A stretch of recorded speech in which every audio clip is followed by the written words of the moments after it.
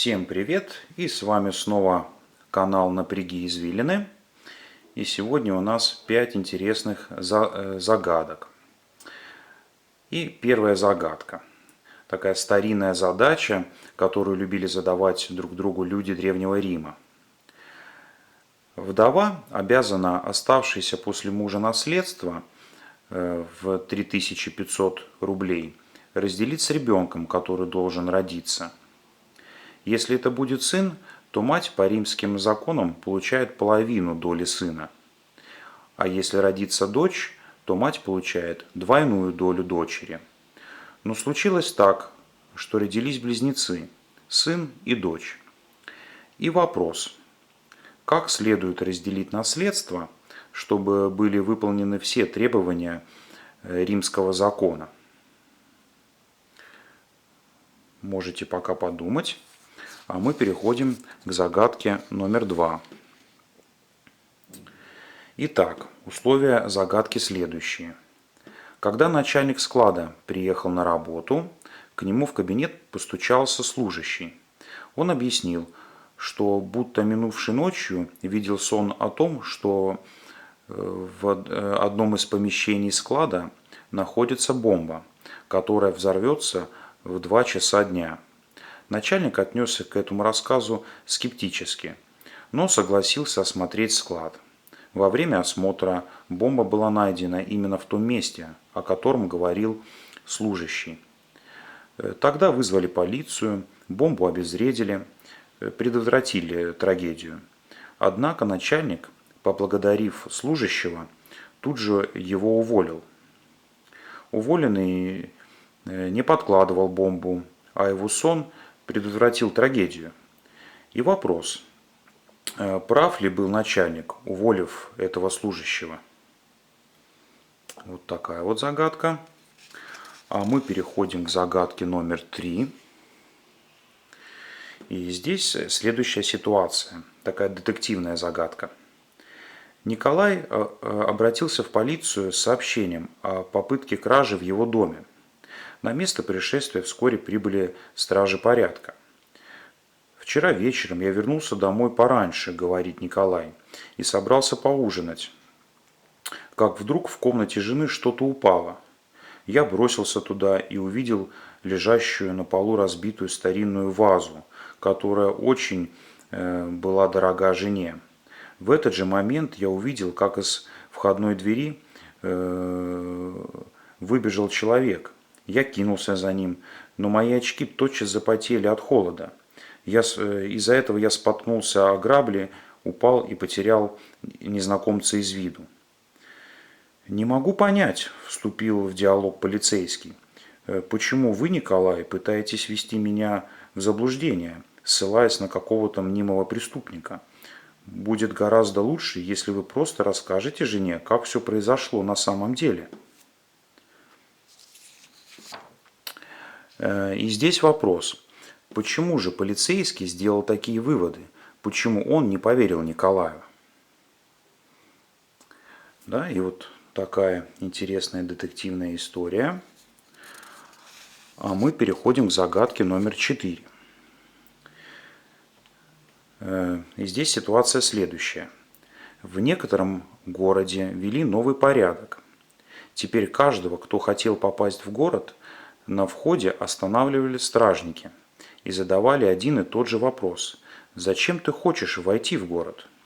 Если человек в ответ на этот вопрос говорил правду, то его топили в озере, а если неправду, вешали на виселице. Долгое время никто не мог войти в город, пройдя через это испытание. Но нашелся такой смельчак, который сказал, что он сможет пройти, не будучи утопленным в озере или повешенным на виселице. Похвастался и прошел. И вопрос, что же он сказал стражникам? А мы переходим к 5-й загадке. Перед вами домик из спичек. И нужно переложить 2 спички так, чтобы дом смотрел в другую сторону. Вот такие интересные загадки сегодня. Можете поставить видео на паузу еще раз подумать над всеми загадками или перемотать видео, чтобы послушать еще раз условия всех загадок. Обязательно пишите свои варианты ответа в комментариях. Ну а мы переходим к ответам. И ответ на первую загадку. Напомню условия. Загадка у нас из Древнего Рима. Вдова обязана оставшееся после мужа наследство 3500 рублей разделить с ребенком, который должен родиться. Если это будет сын, то мать по римским законам получает половину доли сына. Если родится дочь, то мать получает двойную долю дочери. Но случилось так, что родились близнецы, сын и дочь. И как же следует разделить наследство, чтобы были выполнены все требования данного закона? Ответ такой. Вдова должна получить 1000 рублей, сын 2000 рублей, а дочь 500 рублей. Тогда воля завещателя будет исполнена, потому что вдова получает вдвое меньше сына, да? Она 1000, а сын 2000 рублей. И вдвое больше дочери, дочь 500 рублей, а вдова, как было уже сказано, 1000. Надеюсь, что у вас получился такой же ответ. А мы переходим к ответу загадки номер 2. Напомню условия. У нас здесь была следующая ситуация. Начальник склада приехал на работу, и к нему в кабинет постучался служащий. Он объяснил, что минувшей ночью видел сон о том, что в одном из помещений склада находится бомба, которая взорвется в 2 часа дня. Сначала начальник отнесся к рассказу работника скептически, но согласился осмотреть склад. Во время осмотра бомба была найдена именно в том месте, о котором говорил служащий. Вызвали полицию, бомбу обезвредили. Однако начальник, поблагодарив служащего, тут же его уволил. Да, и уволенный не подкладывал бомбу, да и вроде бы спас эту ситуацию. Прав ли был начальник, уволив его? Да? А ответ следующий.